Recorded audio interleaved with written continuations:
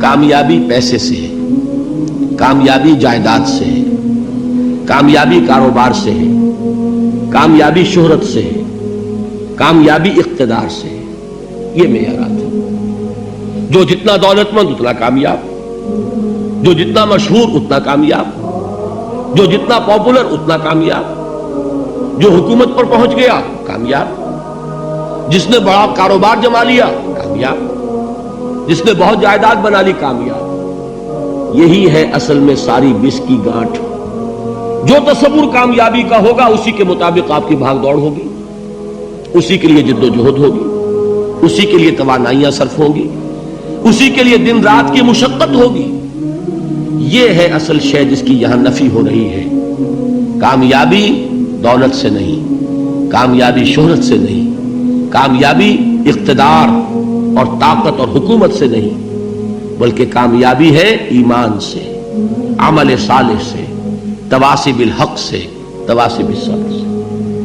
آپ غور کیجئے اس نقطہ نظر کا، اس ایٹیچیوڈ کا، یہ جو مینٹل ایٹیچیوڈ ہے، اس کا بدل جانا ہی انسانی شخصیت کے اندر انقلاب برپا کرے گا۔ اب آپ کا نتیجہ کیا نکلا؟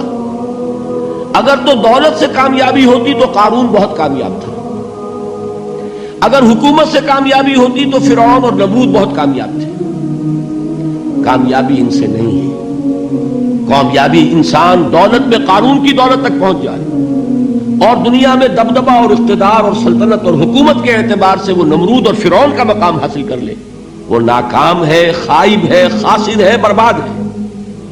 اور ابو ذر غفاری کامیاب ہے، چاہے ان کے پاس کچھ نہیں تھا، جھونپڑی تک نہیں تھی، کوئی گھر نہیں تھا۔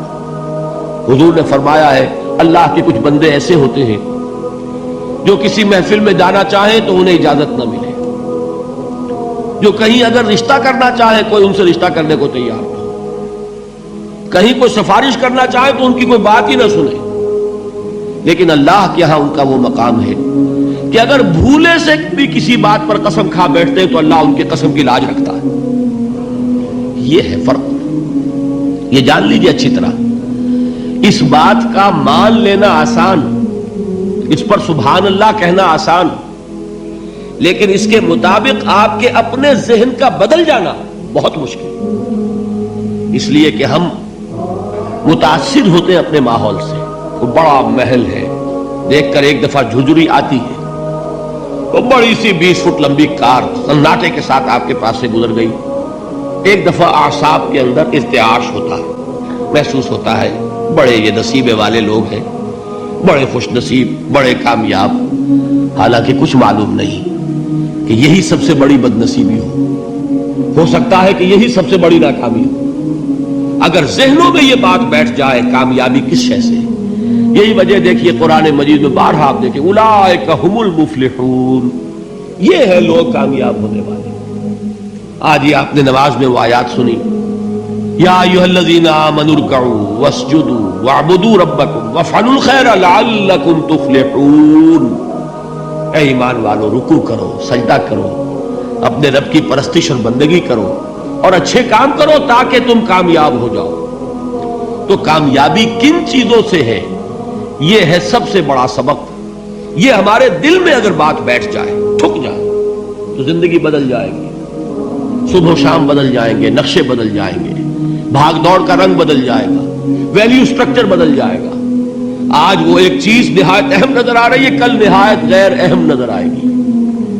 جیسے کہ حضور کی حدیث ہے، مالی ولد دنیا، مجھے تمہاری اس دنیا سے کیا سروکار ہے، انما مثلی کراکب استظل تحت شجرۃ ثم راح فترکها، میری مثال تو اس سوار کی سی ہے جو تھوڑی دیر کے لیے ایک درخت کے سائے میں ٹھہرتا ہے سستانے کے لیے، پھر وہ اپنا راستہ لیتا ہے، اسے اس درخت سے مستقل تعلق اس کا نہیں ہے، وہ اس کا گھر نہیں، وہ اس کی منزل نہیں۔ اسی طرح یہ دنیا میرا گھر نہیں ہے۔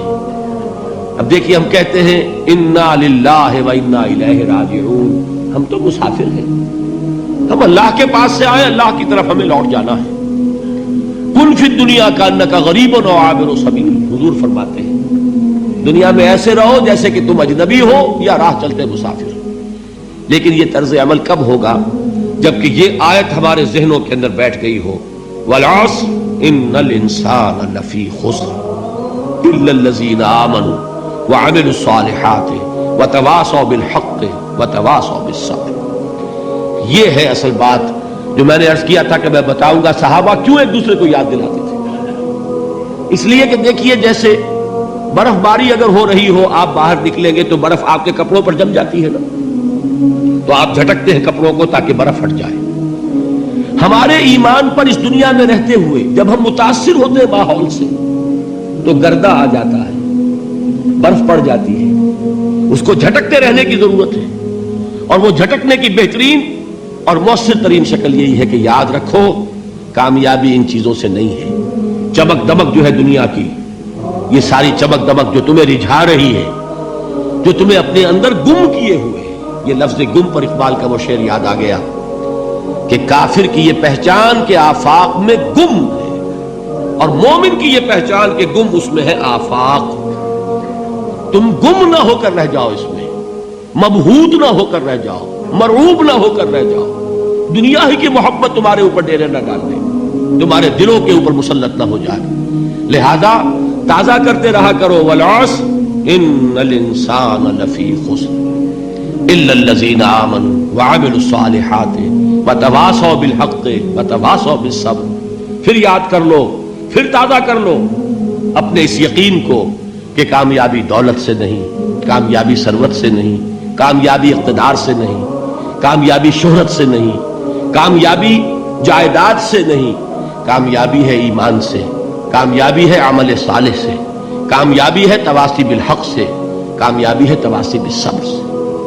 یہ چار چیزیں ہیں کہ جو کامیابی کے لوازم